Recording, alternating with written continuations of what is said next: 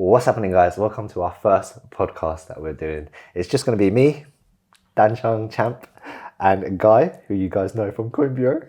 We're just going to have an open conversation. A little bit about Guy, a little bit about myself, about trading, about crypto, the state of it, and just like an open conversation. Because I thought podcasts are the way. It's good to have a conversation, mate.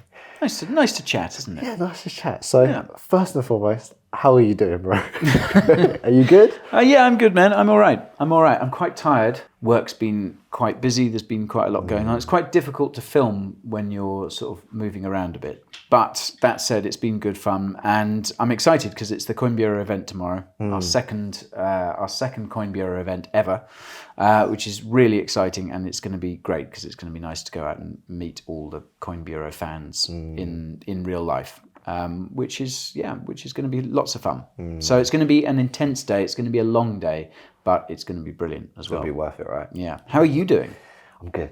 I'm good. Just like you. I think this week is definitely the pinnacle of both us tired. It's just been, I've got a lot of new investments, tradings going all over. Obviously Coin Bureau trading, and then family. Little man's got chicken pox this week, so it is what it is. It's one of those things. So he's recovering. And so being a dad duties this whole week as well. So yeah, busy, tired, but excited for tomorrow as well. So hi to everyone in the past because this video will be out. It'll be out in the future. Yeah. I wanted to start off with like a first question is, how did you actually get into crypto? Like first, or people would want to know. So the first time that I remember it registering, I think I must have seen the word Bitcoin. I must have heard a bit about it before. But back in 2013, I walked into a pub. I was living in Hackney in East London at the time, and I walked into a pub called the Pembury Tavern, which is this big place, sits on a big sort of crossroads in near Hackney Central. So I walked into this pub, and they had a sign behind the bar saying Bitcoin accepted here. Really? 2013? Yeah, 2013. Like this is Hackney, so they're very forward thinking. They're very on trend. And that was when it first sort of registered, and I asked the barman, I was like, oh, what's this about? And he didn't really know. He was like, oh, it's digital money. Did he so you could actually pay with... You could pay with Bitcoin, yeah. Did you see anyone?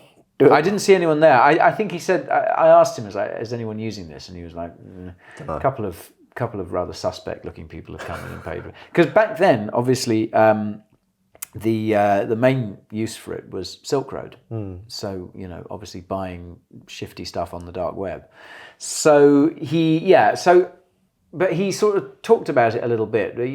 What did he introduce it to you as though? Like, he just said it's like it's this digital money that exists. That's kind of on the internet, and it's like not issued by any government or anything, but they're using it on. What did you think of that? Well, I thought, it sounded interesting. It sounded quite dodgy, because when he said the dark web and Silk Road and all that sort of stuff, I was like, it's probably the sort of thing you should keep away from, really. Yeah. Probably the sort of thing, if you buy it a few months later, someone will knock on your door and you'll have to explain yourself. Like, why'd you have that money? Where have you sent it? Where's the Bitcoin? Where's the Bitcoin? What'd you do?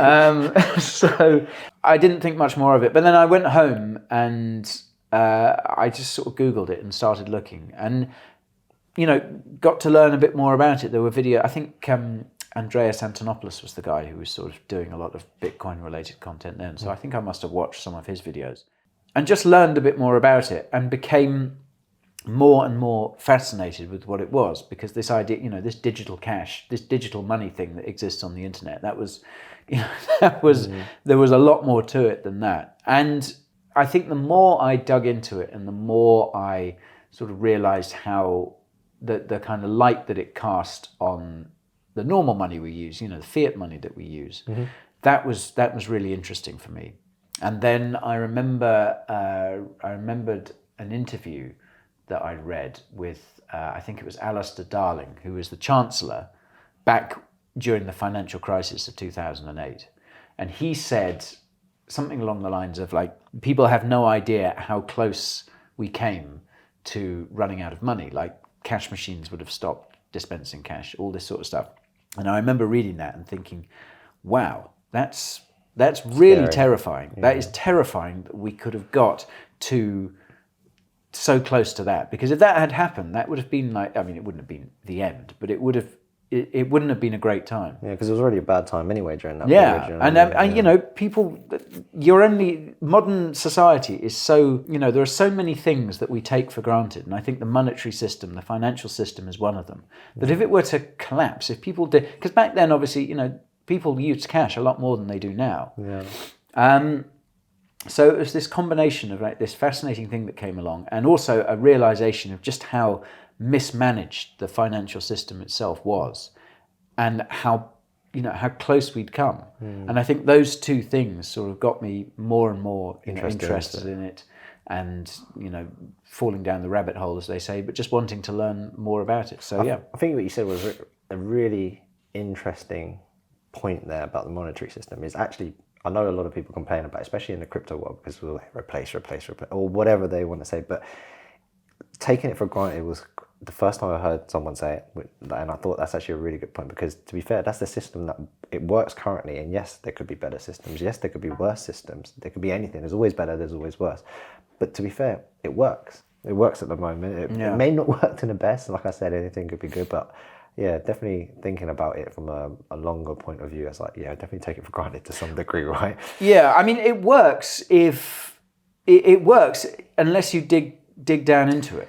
Yeah, and like the full base of it, but then you. But I mean, most people in the world are sort of, or most people certainly in a country like the UK, are kind of, you know, they don't question it too much. Yes. It's like, well, you know, I know what I need to do to get money. I know if I don't have enough, I can't buy this, that, or the other. Although that doesn't stop people running up sort of credit card, you know, debt and all that sort of stuff. But I don't think enough people still appreciate the fact that this is money. You know, it's not backed by gold sitting in a vault. Just about to say somewhere. that the face value of it works, because obviously back then it was, you know, the history of money, right? It used to be an IOU, but then you didn't have an equivalent of how that IOU worked. Then it became gold, but then obviously carrying gold bars, and it went coins, and then money, right? And then they kept printing and debt and stuff like that, and then not backed by gold, but still from the face value of things, you can still just live your life, transact. I know if you're deep in a rabbit hole and it is, like we say, it can be a bit of a mess and whatnot, but from a face value, you can live your life, you can work, you can earn, and you can provide for your family. So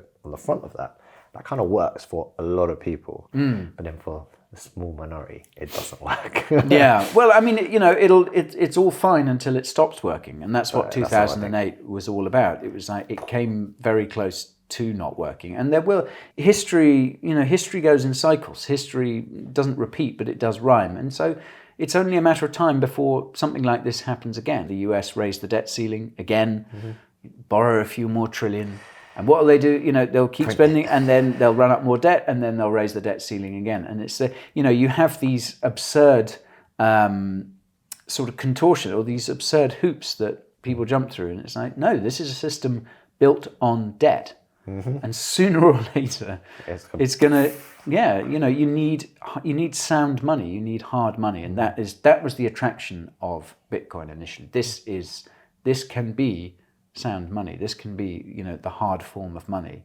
that we need, and it's I've been fascinated by it ever since. Do you have any Bitcoin? Yeah. You better have some. That would be the ultimate in hypocrisy. But I was absolutely fascinated by it. Yeah, I really. Channel in it, but don't. Yeah. No, I don't know.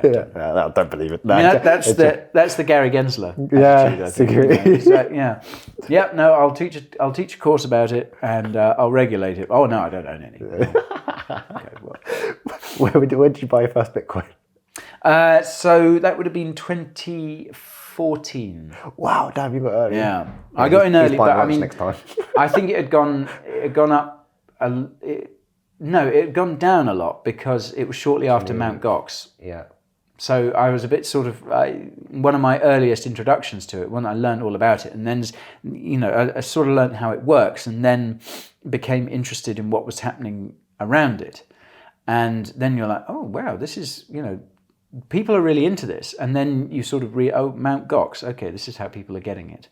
It's like, this doesn't, you know, I'm reading all these headlines about Mt. Gox being insolvent, or, you know, Mt. Gox having lost all these Bitcoins and stuff. So then it collapsed in 2014, I think, early 2014. And so I sort of let the dust settle from that a little bit, and then I bought shortly after that. I mean, I didn't buy very much, but I sort of bought fairly consistently after that. Tried to quite time good. the market, didn't time the market, saw it all. It's the best way though, because you could never time the market. Dollar cost average is one of the best ways of investing and in a long term. Yeah, and that's something I didn't know about. I didn't know an awful lot about investing. I knew a little bit, but dollar cost averaging wasn't something I was particularly familiar with, and I found that a really useful thing. And that I learned that through investing in Bitcoin. Yeah, and then did you sell any? I've sold bits and pieces over the years, but not very much. And I like to think always for a reason. Like, if I needed to, sometimes I had some bills to pay. Sometimes when we were, getting CoinBureau off the ground, we needed to sell a bit to finance it a little bit. So bits and bobs, but mostly I've held on to it because I realized pretty quickly that I wasn't a trader like you. Yeah. Trading life, right? yeah. So it's the easiest thing, and if you believe in the long-term viability of it, if you believe in Bitcoin, if you believe Bitcoin is the future, then it's very easy to buy it, self-custody it, put it on your own hardware wallet, store that somewhere safe, store your seed phrase. Do you plan to ever sell it? Do you plan to ever sell it? Well, that's a good question because I think it will be a part of the financial system in the future. Do you plan to use it?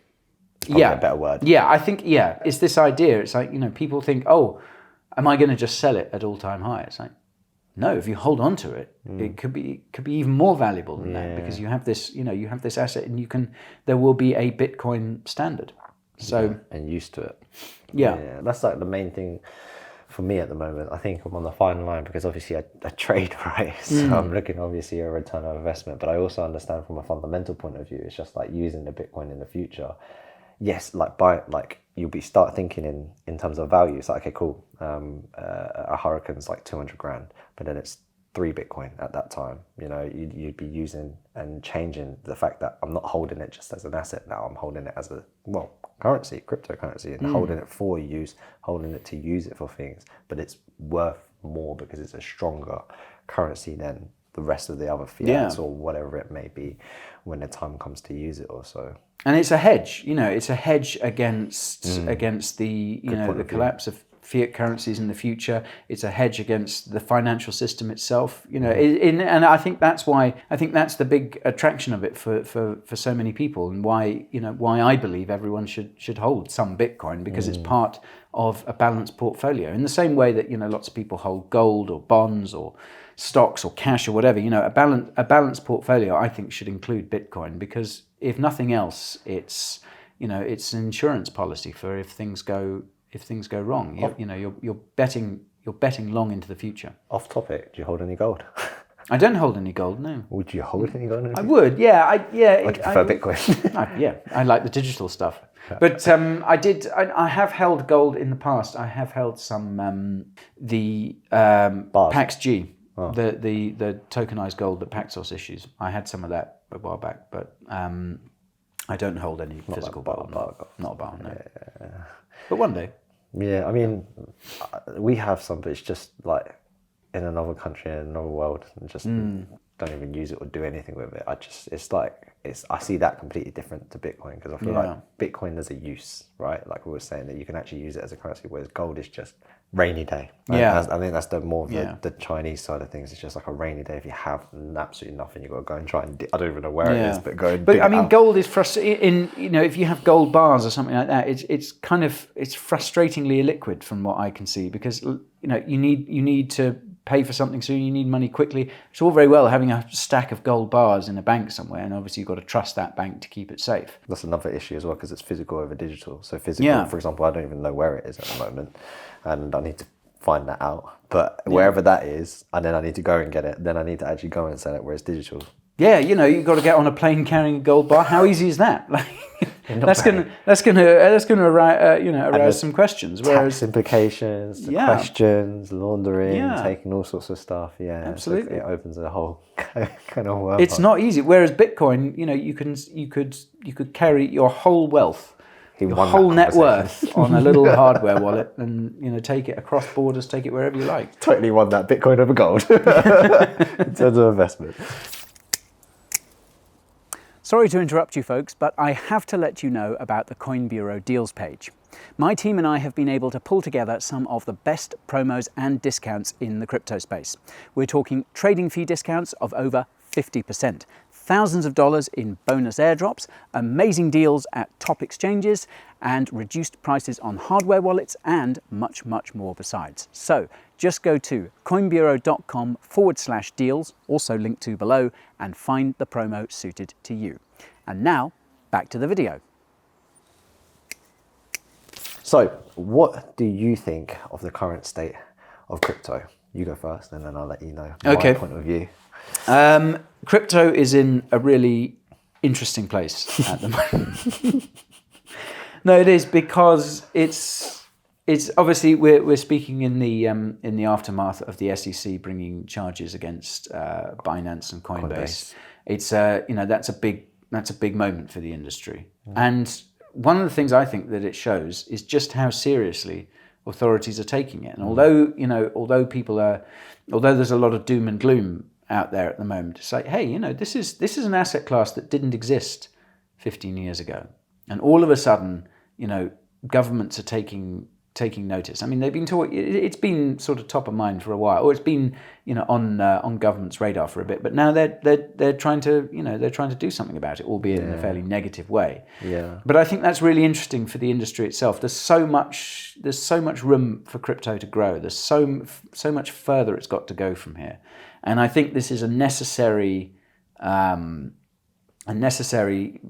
period of pain, a necessary period of growing pains that the industry has to go through. Yeah, it wasn't it's like saying from that, it wasn't recognised before by the authorities, like you said, right? Which means that the mass adoption, mass awareness, I think the point of view is. But now that it's on their radar, I know it's kind of bad, but it's kind of a good thing too, because then what that means is they're aware of it, they understand it, they want maybe they want to understand it or make it work, but at least it's on the radar. And then, like you said, it's a bump and it's not the best situation, but more often than times in life or in general, once after this, there's a lot more like light at the end of the tunnel, a lot more to it, because with this, maybe regulation comes, or even if not, they just don't trade in America, and then the SEC just isolates the US. But the rest of the world's adopting. Hong Kong, UAE, Portugal, South Korea, even China has their own way of doing it. I know China's banned mining a million times, but China still have their own way of CBDCs and things like that they're working towards. And I think later down the line that they have their own way of how they're going to either counteract or integrate it,